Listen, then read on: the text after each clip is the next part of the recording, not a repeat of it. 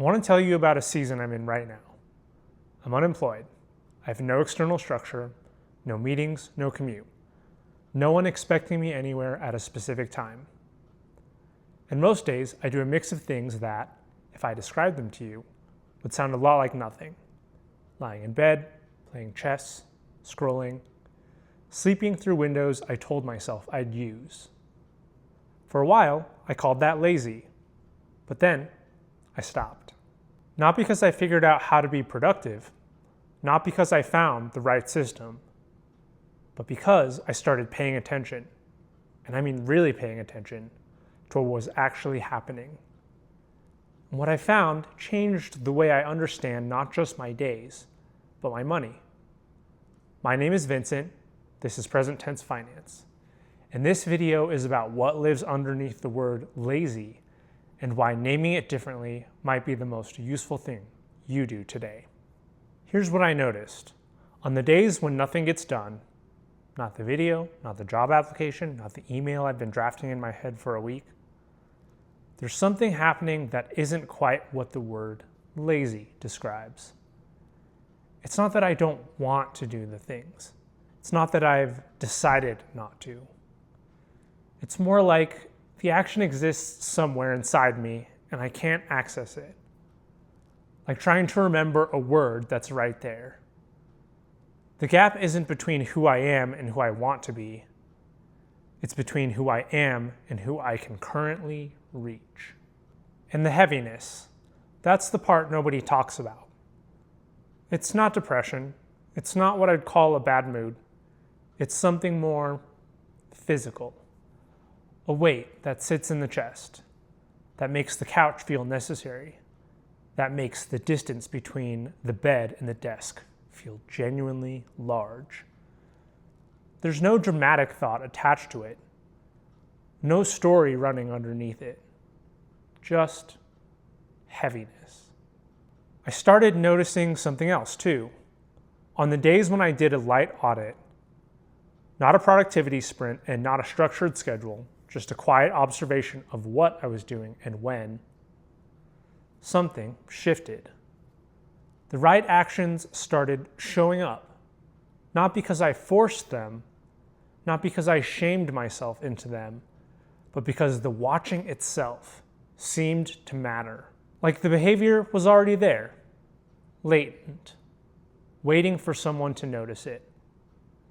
That word, latent, changed everything for me. Latent means present, but not yet active.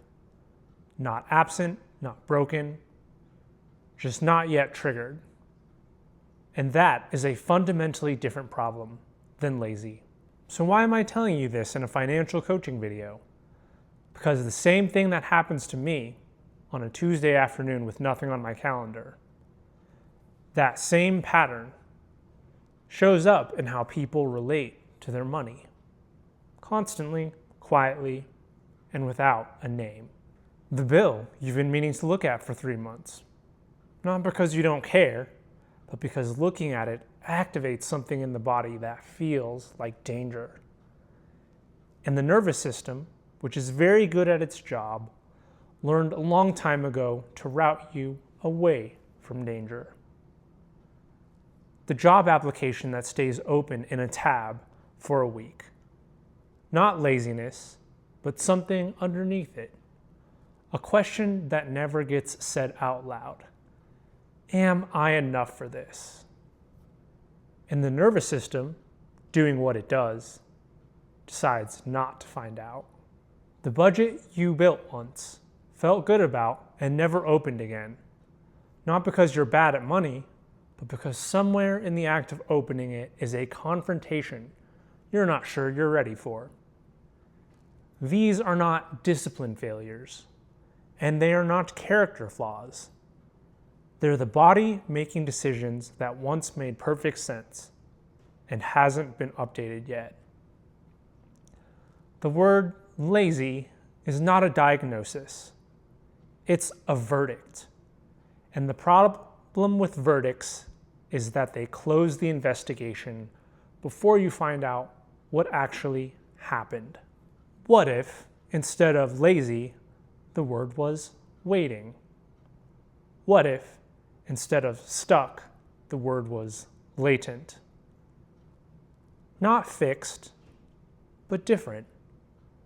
Because different means there's something to look at, and looking is where the whole thing starts.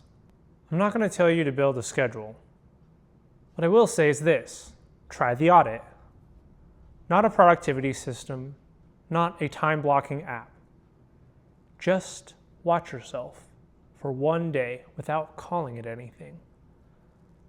Notice when the heaviness shows up. Notice what's on the other side of it. What task, what decision, what question is sitting there when the weight arrives. Don't fix it. Don't avoid it.